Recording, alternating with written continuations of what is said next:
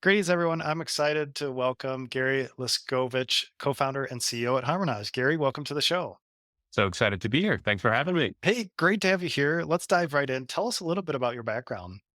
Yeah. So my background did not start in SaaS. I started as a mechanical engineer and I thought I was going to be in academia and research. I was a mechanical engineer, which meant I was soul searching even within the field of engineering.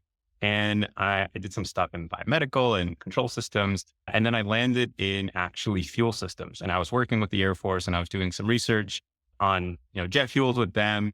And then kind of through grad school, I realized it wasn't it. That wasn't kind of where my passion was. So I continued the soul searching journey and I went into Deloitte, which is really where I got my introduction to software and building software at an enterprise level. At the time, I was working with pharmaceutical companies. And what happened was I realized that, software had this speed and this intensity that I really loved.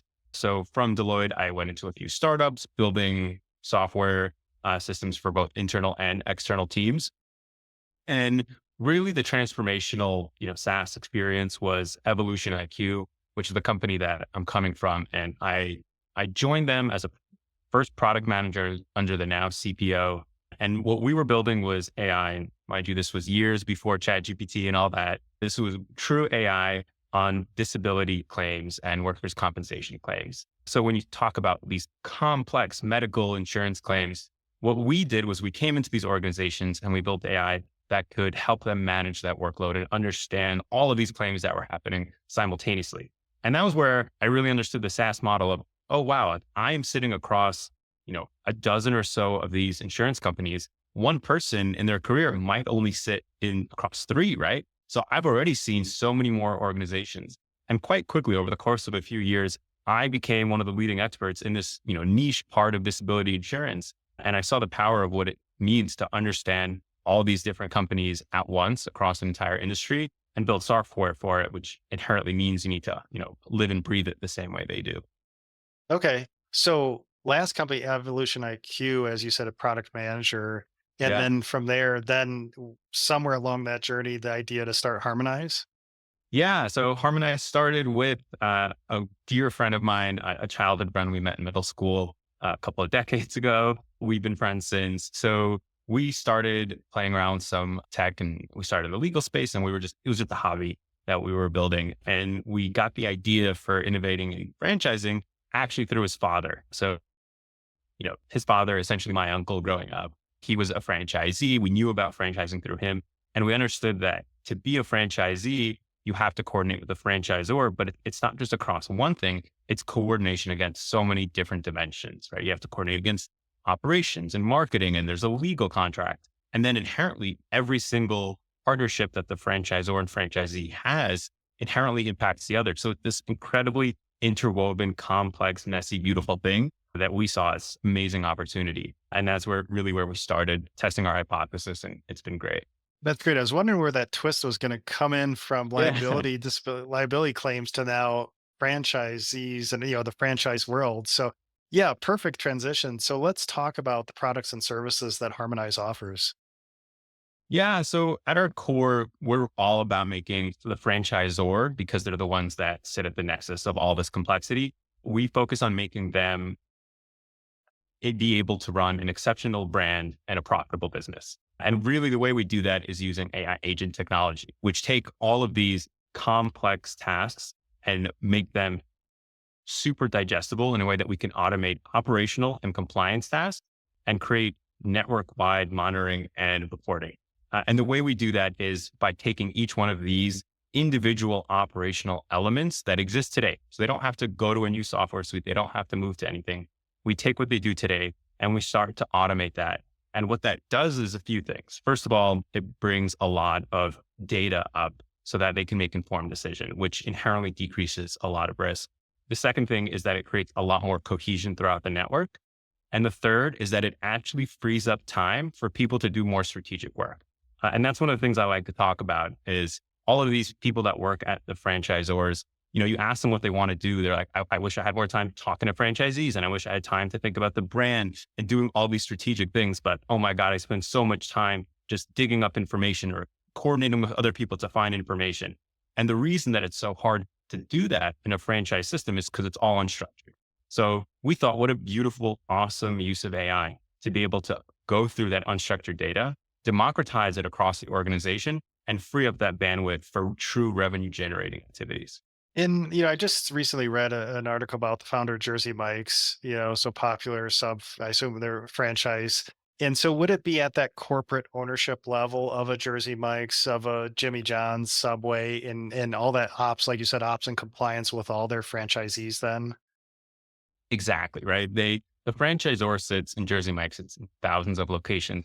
They sit at the center of 1,000 unique relationships that each has its own data stream and that each has its own complexities and nuances that a rigid system would never be able to capture.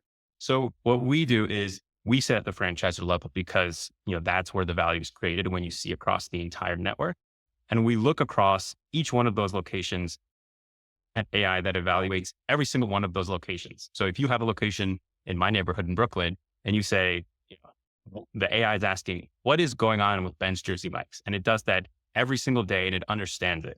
And then when you have AI sitting across not just Ben's Jersey Mike's, but all of the thousands of them, and then also having them talk to one another, that's where we really started to see the power of unstructured data coming to play.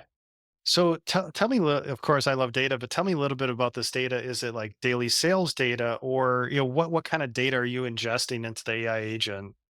Yeah, so we focus on a whole host. I'll give two examples Yeah. because it's easier to work with examples. Because our system is tuned for any type of unstructured data, typically contracts and transactions and things like that, less so around images and video. Because of that, what we do is we look at things and say, what is overlapped or incorrect? So the example I like to talk about is territories. So if you have a Jersey Mike's, you have a territory that's carved out for you. Now, you would think it's that simple, but actually for each one of these thousands of people, they have different territories and they also have conditions on those territories. Sometimes they're given out in counties or zip codes or states. Sometimes it's a right of first refusal. And when you start building an entire map of this, it gets unbelievably complex super quick. So what our system does is it looks at all of this. It first says, what has been committed to every single franchisee? It flattens it then to say, let's look at it from a zip code level to say, what are the overlaps? And then it alerts at places where things have been maybe overcommitted or where things have expired. It automatically knows that because it's plugged into the legal data stream. So that's one really clear example that becomes immediately actionable and actually opens up territories for development. Okay, yeah, appreciate that example. So, say Sure. your pricing model, is it based on the number of franchisees? How does that work if they're a smaller group versus say Subway, who's thousands of locations? Yeah. So our pricing follows complexity. So it really is that same way where, the more that we're doing for you, naturally, the more our costs are. So it prices accordingly, but that is precisely the way we do it. And then who are you going into? Like who's that persona, that ICP that you're going into, like say a Jersey Mike's, and trying to find that right person to pitch? So it's very much on the operational side. Now there could be a few people that get involved in operations because if you think about a franchise, operation means a whole lot. It means your finances. It actually means your operations. It means your marketing. So there are a few folks that we talk to there. I would say operations is the catch all, and maybe the more senior there, the better because they have a larger purview. But we have seen success talking to CFOs, CLOs, folks like that as well.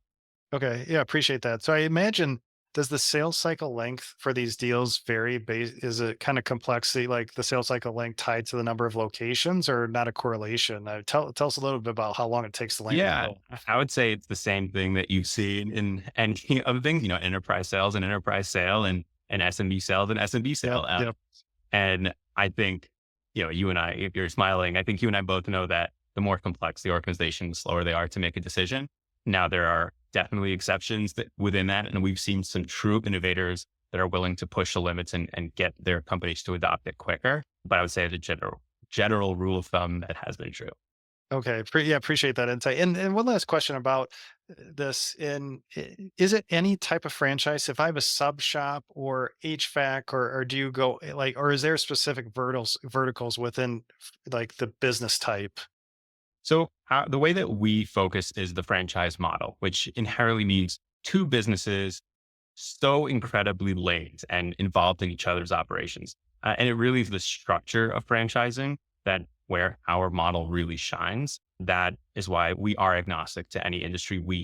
Have clients and partners that are in any number, with sports and restaurants and all that. And it really is the dynamic between franchisor and franchisee that is the building block. Okay. Okay. Makes sense.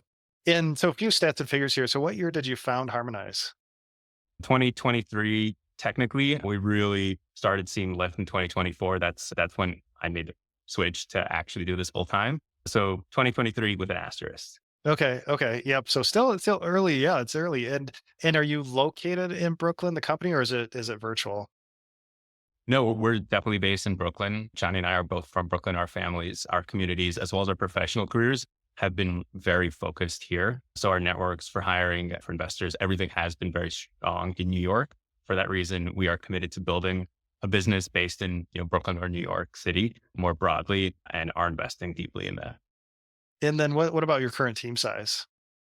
So before the raise, which happened in August, before the raise, we were at around 4 and now we're nearing 10. So growing rapidly within just a few short months, which is incredibly exciting. And, that's just an unbelievable thing to have more wind in our sails and more people committed to our mission. And tell us, are you, so now are you generating revenue or pre-revenue? Or post revenue. Okay, so post revenue. And when you reach out to, I assume you've reached out to some of these big franchisors and maybe smaller. I mean, did you have to do pilots, or could you just land contracts right away as an early stage company? We've seen a variance. There's been some form of give and take. I think earlier on, we had to de-risk it in a few ways, and we had a few mechanisms for that.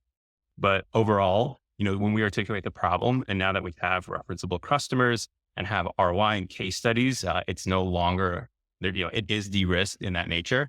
So we are moving away from that. But yes, the early on, there was an element of that. Oh, sure. In reaching out to these franchisors, which again could be big or small, tell us a little bit about your go-to-market motion. Was this founder-led sales in the beginning? Calling up prospects.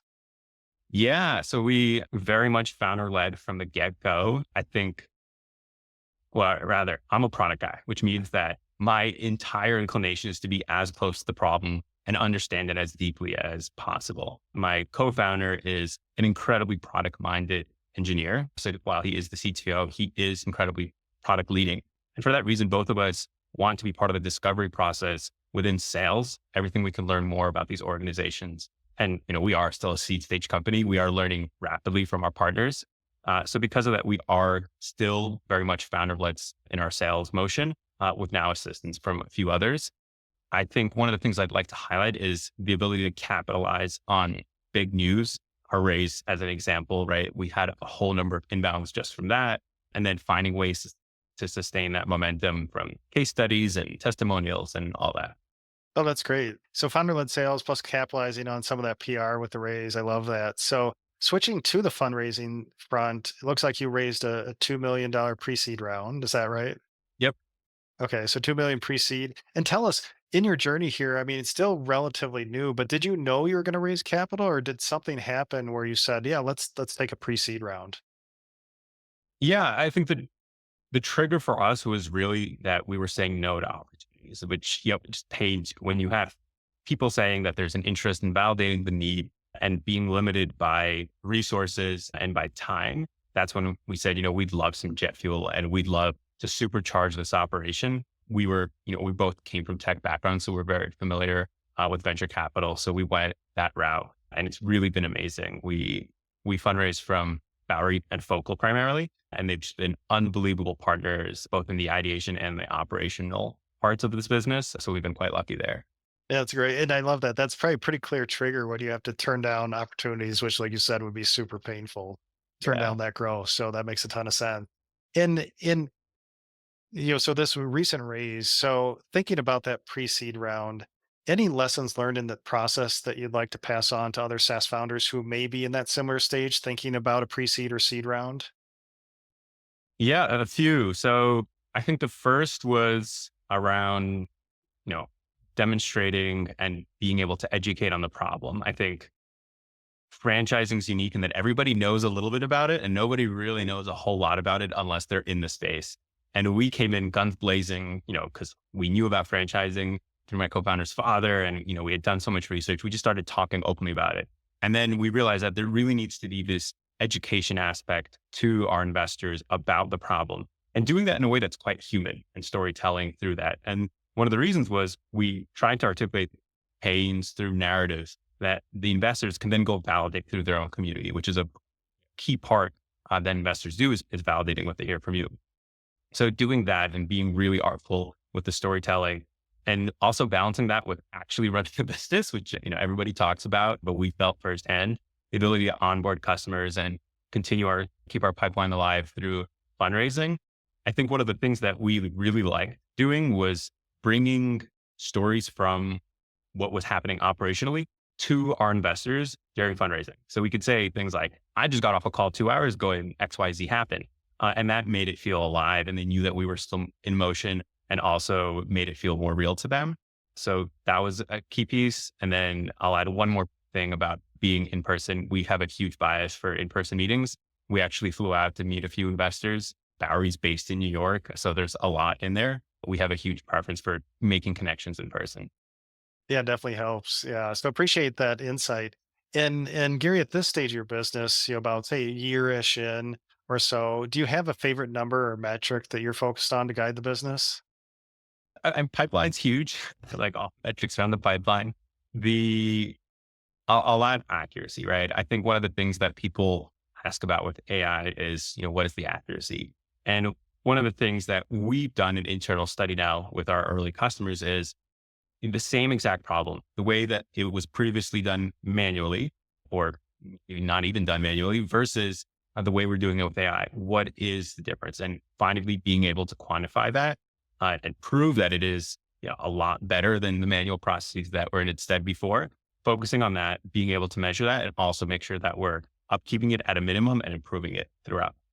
Okay. Yeah, makes a ton of sense. So pipeline, of course, accuracy with AI over the manual work, or just like you said, not even doing it at all. So even Thanks. better. So Gary, really appreciate your time today. As we wrap up, what's coming up next for Harmonize? A lot of product development, a lot of building. We're laser focused on making franchisors as profitable and exceptional as we can. That means a lot of really cool investments in our tech, which therefore means bringing on really great talent, but also expanding our market reach is important and making sure that we are the AI thought partner to our franchisors. That's very top of mind.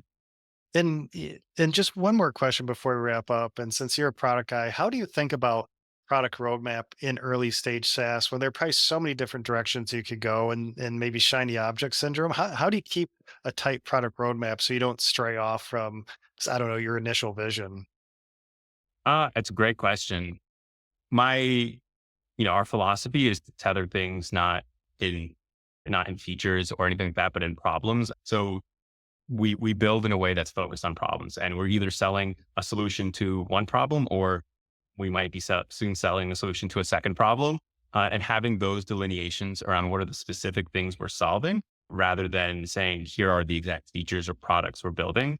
Now, the reason is because the way we solve those problems inherently will change. We're growing and learning so fast that even the early problem, the first one we've solved, the way we solve that will change in the coming weeks and months, but just making sure we're staying true to that is important. All right, appreciate that insight. And I love that. That's very succinct, right? Just thinking problems, forget about the features, modules, whatever, but love that. So, Gary, really appreciate your time today, sharing your journey experience. If listeners would like to learn more about Harmonize, where should we send them online? Yeah, find me on LinkedIn or harmonize.com. And yeah, thanks for having me. Really exciting. Yeah, really appreciate it and look forward to following your journey. So again, Gary, thanks for My sharing your pleasure. experience today. Yeah, thanks.